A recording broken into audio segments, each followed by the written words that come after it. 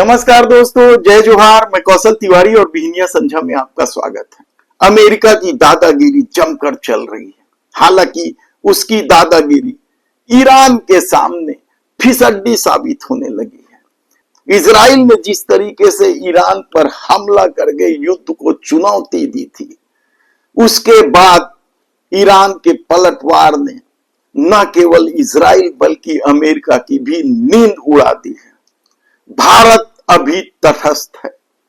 क्यों तटस्थ है, इसका जवाब सत्ता ही दे सकती है। लेकिन दूसरी तरफ अमेरिका की दादागिरी भारत पर भी कम नहीं हो रही है। सीज फायर को लेकर उनके बयान जिस तरीके से बदले हैं, उसे लेकर भले ही मोदी सरकार राहत महसूस कर ले, लेकिन ये बेइज्जती की बात नहीं है कि अमेरिकी राष्ट्रपति ट्रंप पाकिस्तान के सेना प्रमुख मुनीर के साथ बैठकर लंच करते हैं, अकेले में बतियाते हैं और मुनीर के साथ मुलाकात को गौरव का क्षण बताते हैं। लेकिन शायद धर्म की पट्टी बांधे लोगों को यह सब दिखाई नहीं दे रहा है। दिखाई तो उन 200 से अधिक भारतीय नागरिकों के साथ किए गए अमेरिकी दादागिरी भी दिखाई नहीं देती। किस तरीके से बेड़ियों में जकड़कर फर्श पर लिटाकर भारतीय नागरिकों को वापस भेजा गया। आप कह सकते हैं कि जो लोग गलत किए हैं वो भुगतेंगे, लेकिन दूसरे देश के लोगों के साथ तो अमेरिका ने यह व्यवहार नहीं किया। फिर भारत के लोगों के साथ ऐसा व्यवहार क्यों?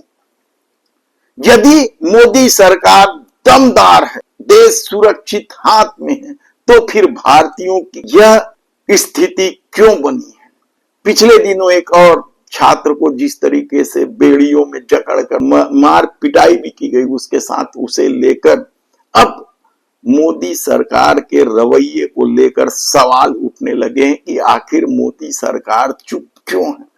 क्या सचमुच मित्र प्रेम ने मोदी सरकार के हाथ बांध दिए हैं, या अमेरिका के पास मोदी सरकार के कोई कुछ ऐसे कागजात लग गए हैं जिससे वे ब्लैकमेलिंग का शिकार हो रहे हैं? सवाल कई सारे हैं। मामला हरेन पंड्या से लेकर गौतम अडानी तक कयासों में घिर गए। इसे लेकर कांग्रेस मोदी सरकार पर जमकर हमलावर है। उनकी नेत्री सुप्रिया श्रीनेत ने मोदी सरकार की चुप्पी को लेकर जबरदस्त सवाल उठाए। मन बहुत व्यथित होता है और इसलिए परेशान और व्यथित होता है क्योंकि भारत के एक नागरिक के साथ बर्बरता हो, उसको पटका जाए, जमीन पर जूतों तले रौंदा जाए, उसको हथकड़ी पहनाई जाए, यह देखकर वाकई में मन परेशान होता है। जैसा कि इसमें बताया गया, यह न्यूयॉर्क एयरपोर्ट का मामला है। वहां पर भारतीय मूल का यह छात्र था और वो गिड़गिड़ाता रहा और अमेरिकी पुलिस ने एक नहीं सुनी। वो गिड़गिड़ाता रहा और उन्होंने उसको हथकड़ी बांधकर डिपोर्ट किया।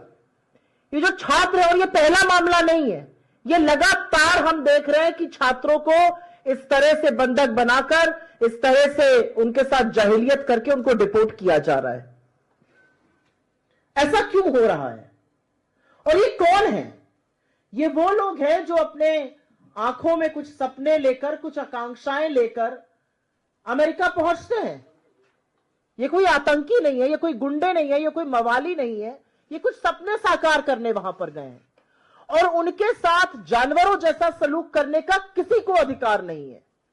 लेकिन अमेरिका लगातार भारतीय मूल के लोगों के साथ बर्बरता कर रहा है, उनका अपमान कर रहा है और बार बार हमें धौंस दे रहा है। भारतीय मूल के स्टूडेंट्स के साथ यह हो रहा है। भारतीय मूल के स्टूडेंट्स का वीजा प्रोसेस नहीं हो रहा है, उनका बैकलॉग होता जा रहा है, उनके एडमिशंस रिजेक्ट हो रहे हैं। लगातार यह काम हो रहा है। अमेरिका ने हमारे 682 लोगों को हथकड़ी पहनाकर, बेड़ियां बांधकर, बंधक बनाकर अपने मिलिट्री जहाज से हिंदुस्तान भेजा। जानवरों की तरह बर्ताव करने का यह कौन सा सलूक है? यह कौन सा तरीका है? और किसने आपको इजाजत दी है कि आप भारतीय मूल के लोगों के साथ ये करिए? असलियत यह है कि अमेरिका के राष्ट्रपति एक बार नहीं, बार बार हमारा अपमान कर चुके हैं। 12 बार वो श्रेय लेते हैं सीज फायर का। वो पाकिस्तान और हमारा नाम एक साथ ले रहे हैं, हमें समकक्ष लाके खड़ा कर रहे हैं। यहां तक कह रहे हैं मैं तो पाकिस्तान की तारीफ करूंगा, कुछ लोगों को अच्छा नहीं लगेगा। वो शहबाज शरीफ आतंकी मुल्क के प्रधानमंत्री को एक बहुत अच्छा और बहुत गद्दावर नेता बता रहे हैं। मोदी जी कुछ नहीं बोलते हैं। वो लगातार हमें ट्रेड की धमकी दे रहे हैं, वो हमें टैरिफ की धमकी लगा रहे हैं। जिस दिन मोदी जी अमेरिका में थे, अमेरिका की सरजमी पर थे, वहां पर वो इंडिया को अब्यूजर, वेस्टर एंड फ्रॉड बता रहे थे। हमारे प्रधानमंत्री यहां से गए, अब जैसे भी गए, बिना बुलाए गए, लपके गए, जो भी गए, उनको वो गेट तक लेने नहीं आए, बाकी सबको लेने आते हैं। क्यों हमारे देश की इस तरह से तौहीन की जा रही है? हमारे जो दुश्मन देश हैं, उनको जो सप्लाई करता है हथियार, ड्रोन वगैरह, टर्की के साथ वो डील्स कर रहे हैं।